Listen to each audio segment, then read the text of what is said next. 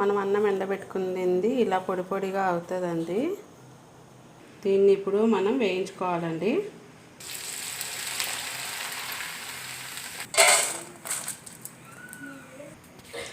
వేరేది కనపడుతుంది.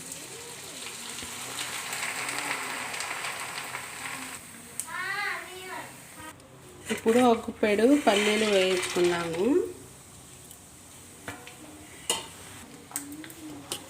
పల్లీలు బాగా వేయించుకోవాలి.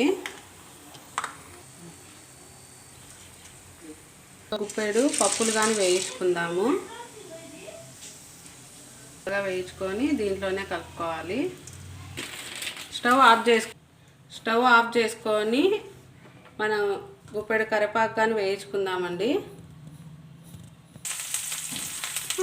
ఇప్పుడు సాల్ట్ వేసుకుందాం. రుచికి సరిపడా ఉప్పు వేసుకోవాలి.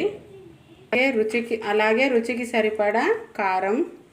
అంటే మనకు ఎక్కువ కావాలనుకుంటే ఎక్కువ వేసుకోవచ్చు. నాకు పిల్లలు ఉన్నారు కాబట్టి నేను కొంచెం తక్కువ వేస్తున్నాను. ఇవన్నీ బాగా మిక్స్ చేసుకోవాలి. ఈవినింగ్ స్నాక్ ఇవి చాలా బాగుంటాయండి. మనము మిగిలిన అన్నంతో ఎన్నో రకాల వెరైటీస్ చేసుకుంటాము, కానీ ఇది మాత్రం చాలా టేస్టీగా ఉంటుంది. ఒకసారి అందరూ ట్రై చేయండి. ఈవినింగ్ స్నాక్ చాలా బాగుంటాయండి. ఒకసారి ట్రై చేసి ఎలా ఉందో కామెంట్ సెక్షన్లో పెట్టండి.